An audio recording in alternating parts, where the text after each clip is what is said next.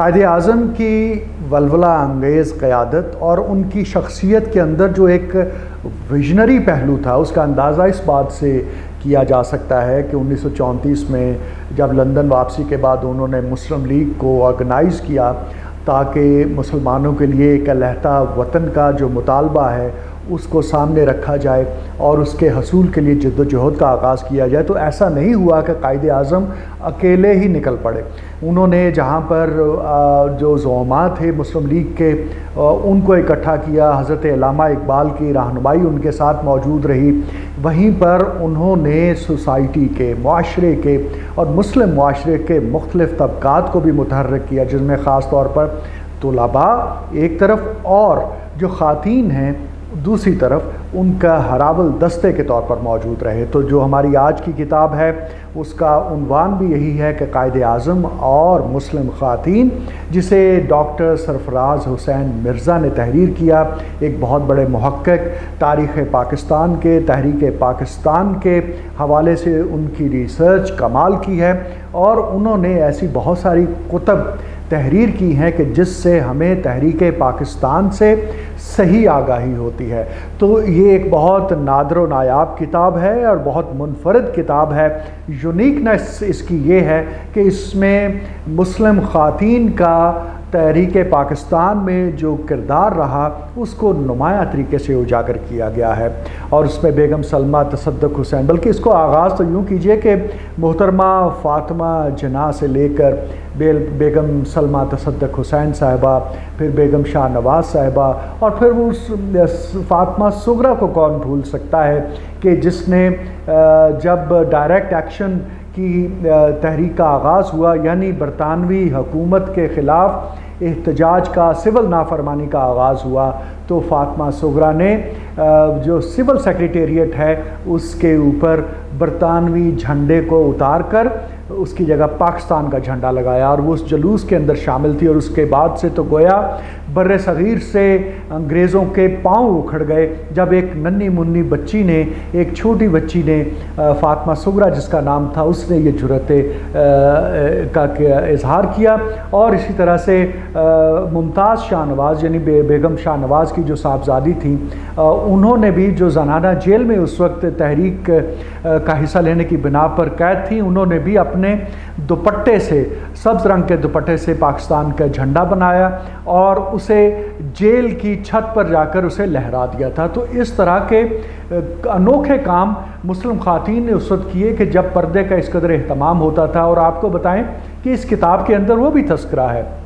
कि किस तरह से पटना के इजलास में, जब मुस्लिम लीग का इजलास होता है, उसमें कायदे आज़म के सामने ये करारदाद आती है कि ख़ातीन को भी मुनज़्ज़म किया जाए। वहाँ पर बाज़ एक ज़ोमा ने यह सवाल उठाया कि पर्दे का एहतमाम जो वो रहता है तो इसलिए ख़ातीन का इस पूरी कैंपेन में हिस्सा लेना मुश्किल होगा। तो कायदे आज़म ने कहा कि आपको करारदाद पर तवज्जो देनी चाहिए, इस किस्म की बातों पर तवज्जो नहीं देनी चाहिए। और कायदे आज़म की ये बात दुरुस्त साबित हुई और उसके बाद ख़ातीन ने तहरीक पाकिस्तान के अंदर पाकिस्तान के पैगाम को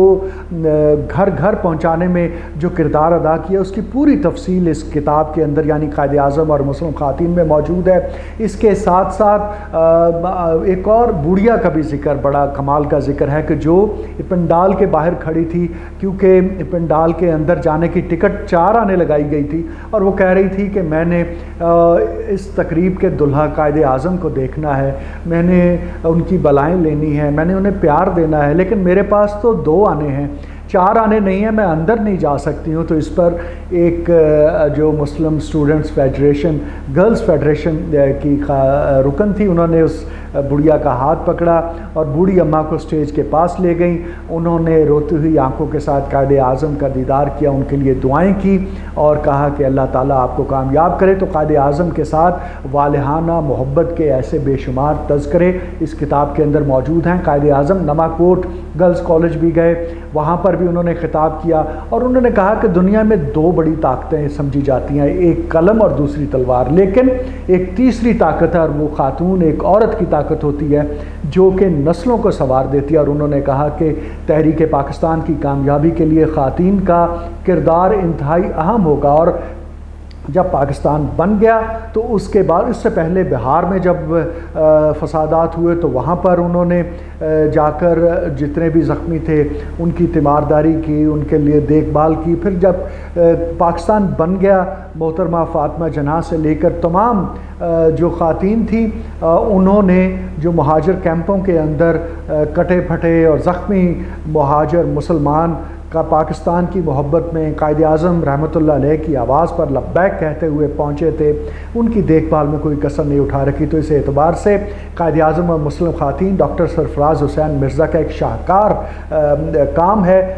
जिसे हर पाकिस्तानी को पढ़ने की ज़रूरत है, क्योंकि ये जो हम किताबों पर तबसरे आपको पेश कर रहे हैं उसका बुनियादी मकसद ये है कि आपके अंदर पाकिस्तान के हवाले से, पाकिस्तान की तारीख़ को सही तनाजुर में समझने के हवाले से इदारा नज़रिया पाकिस्तान का जो नशर व अशात का शोबा है उसकी जानब से तसलसल से काम होता है। मुसलसल वो किताबें शाया की जाती हैं जिसमें पाकिस्तानियत, जज्बा हुब्बुल वतनी, हज़रत कायद आज़म और उनके रुफ़क़ा के कामों को उजागर किया जाता है। आपको ये किताब बआसानी मार्केट से दस्तयाब हो सकती है, और अगर कोई मुश्किल दरपेश हो तो आपको मॉल रोड के ऊपर वाक़े इदारा नज़रिया पाकिस्तान के ऑफिस से ये किताब मिल सकती है। बहुत ख़ासे की चीज़ है, पढ़ने की चीज़ है, और आप और अपने बच्चों को ख़ास तौर पर इस